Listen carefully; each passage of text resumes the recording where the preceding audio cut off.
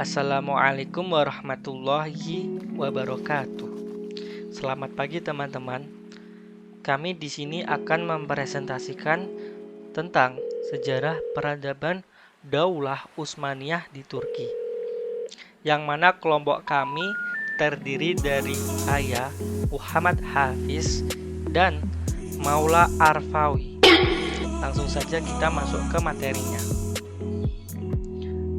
Pertama, sejarah dari Daulah Utsmaniyah diawali dengan Ertugrul dan para pengikutnya yang dikejar oleh bangsa Mongol pada abad 13 Masehi. Ertugrul dan pengikutnya kabur ke dinasti Seljuk yang dipimpin oleh Sultan Alauddin II. Kemudian ia mengabdi dan membantu Sultan Alauddin II mengalahkan Bizantium. Atas jasanya, Sultan Alauddin II memberikan hadiah kepada Ertugrul berupa tanah kosong di Shugyat.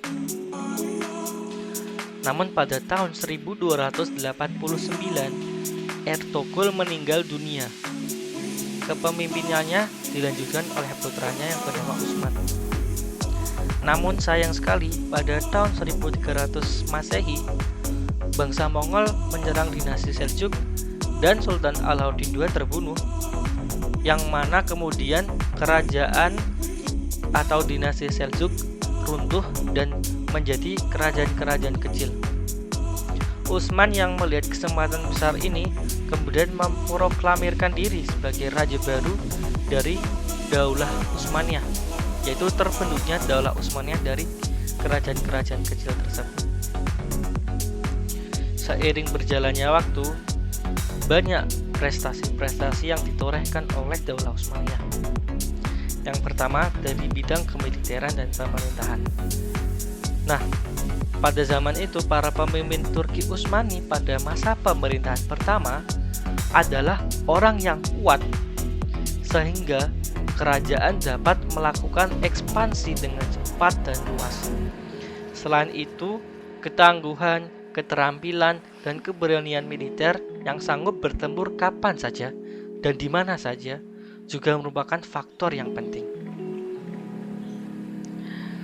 Pada pemerintahan Orkan, organisasi militer mulai diperbarui, yang mana keanggotaannya ada bangsa non-Turki yang dimasukkan ke dalamnya, bahkan non-Muslim. Mereka diasramakan dan dididik menjadi prajurit. Program ini melahirkan kelompok militer baru yang bernama Janissary. Kemudian dari bidang ilmu dan pengetahuan serta seni. Kebudayaan Turki Utsmani merupakan perpaduan bermacam-macam kebudayaan. Di antaranya adalah kebudayaan Persia, Bizantium, dan Arab. Karena orang Turki Utsmani dikenal sebagai bangsa yang suka dan mudah berasimilasi dengan bangsa asing dan terbuka untuk menerima kebudayaan luar. Apalagi luasnya kekuasaan yang dikuasai oleh bangsa Turki melewati atau melalui Persia, Bizantium, dan Arab itu tersendiri. Untuk dalam dunia seni arsitektur, Turki memiliki gaya tersendiri, yaitu gaya Utsmani. Karena apa?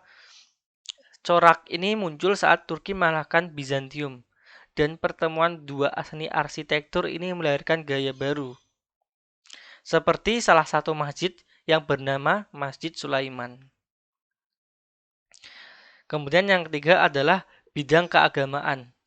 Dalam bidang tarekat, aliran tarekat Bektashi merupakan tarekat yang cukup berkembang di Daulah Utsmaniyah. Kemudian tarekat ini juga mendapat tempat di kalangan pasukan Janissary. Aliran lainnya yang berkembang yaitu tarekat Maulawi yang mendapat dukungan dari pemerintah. Kemudian yang terakhir adalah bidang ekonomi. Dinamika ekonomi dinasti Turki Utsmaniyah mencapai puncaknya ketika kota Bursar menjadi pusat perdagangan penting pada abad ke-15 dan 16 Masehi. Bursar itu tidak hanya menjadi pusat perdagangan internal dinasti Turki Utsmaniyah, tetapi hingga ke Eropa. Misalnya pada masa pemberangkatan haji juga terorganisir dari Mesir dan Damaskus. Mereka mengunjungi kota-kota suci dengan didampingi oleh pejabat tinggi dan khalifah haji. Baik, pada kesempatan selanjutnya, Bapak akan menyampaikan materi yang terakhir, yakni bagaimana sih keruntuhan dari Daulah Utsmani ini. Nah, nanti Bapak akan menyampaikan beberapa faktor-faktor yang menjadi penyebab kemunduran hingga runtuhnya Daulah Utsmani ini.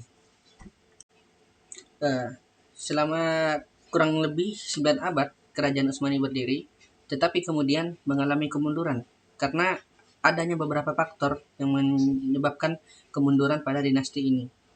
Setidaknya ada 7 faktor yang menjadi penyebab kemunduran serta keruntuhan dari Daulah Utsmani ini, anak-anak. Jadi yang pertama itu adalah faktor karena wilayah kekuasaan yang dikuasai oleh kerajaan Utsmani itu sendiri sangatlah luas. Akibatnya sulit untuk dikontrol.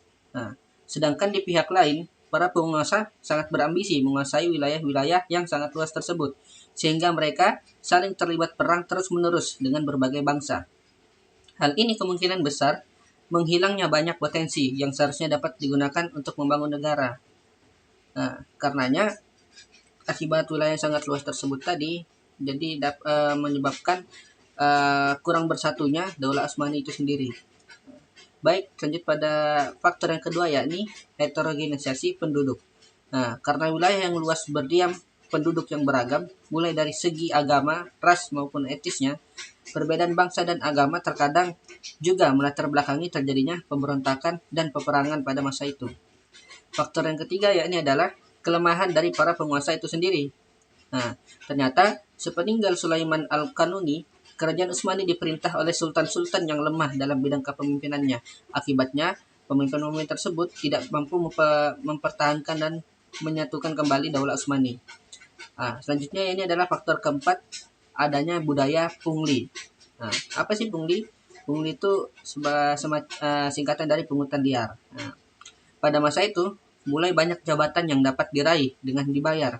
Nah, dengan sogokan kepada orang yang berhak memberikan jabatan tersebut, sehingga menyebabkan pengingisan moral. Nah, jadi tidak wajar ya kalau kita temui tradisi-tradisi seperti sekarang, seperti membeli jabatan dan sebagainya ya anak-anak, karena memang tradisi seperti ini sudah ada sejak dahulu kala. Baik, selanjutnya ini faktor yang kelima, adanya pemberontakan dari tentara Janissary. Nah, kemajuan ekspansi kerajaan Utsmani ini adalah peranan besar dari tentara Janissary. Bayangkan jika tentara Janissary itu sendiri memberontak kepada pemerintah, sedangkan Janissary yang melakukan perluasan wilayah hingga wilayah yang sangat luas dimiliki oleh Daulah Utsmani. Akan tetapi ternyata tentara Janissary itu sendiri yang melakukan pemberontakan terhadap kekuasaan Daulah Utsmani. Ya, akibatnya runtuhlah Daulah Utsmani tersebut. Selanjutnya yakni faktor yang keenam adalah merosotnya ekonomi. Nah, hal ini disebabkan karena perang yang terus terjadi, akibatnya banyak biaya tersalurkan kepada peperangan itu sendiri, sehingganya ekonomi terus merosot. Lain halnya jika uang negara tersebut dialihkan kepada misalnya bisnis apa segala kan, tapi hanya dilarikan kepada perang, akibatnya keuangan negara habis pada sektor peperangan saja. Dan poin yang terakhir yakni adalah terjadinya stagnansi dalam lapangan ilmu dan teknologi. Nah, kerajaan Utsmani kurang berhasil dalam pengembangan ilmu dan teknologi karena hanya mengutamakan pengembangan militer. Akhirnya kerajaan ini tidak sanggup menghadapi persenjataan Eropa yang lebih maju. Nah, jadi itu ya anak-anak, ada 7 faktor setidaknya yang menjadi penyebab mengapa Daulah Utsmani yang sangat besar dan sangat lama berdiri ini, yang telah berdiri sekitar 9 abad lebih ini, kenapa akhirnya tumbang. Nah, jadi itu tadi faktor-faktor sebagaimana yang telah Bapak sebutkan tadi. Mungkin itu saja ya yang bisa Bapak sampaikan dan Ustadz Hafiz sampaikan. Semoga anak-anak dapat mengerti pada materi pembelajaran hari ini. Sekian, wassalamualaikum warahmatullahi wabarakatuh.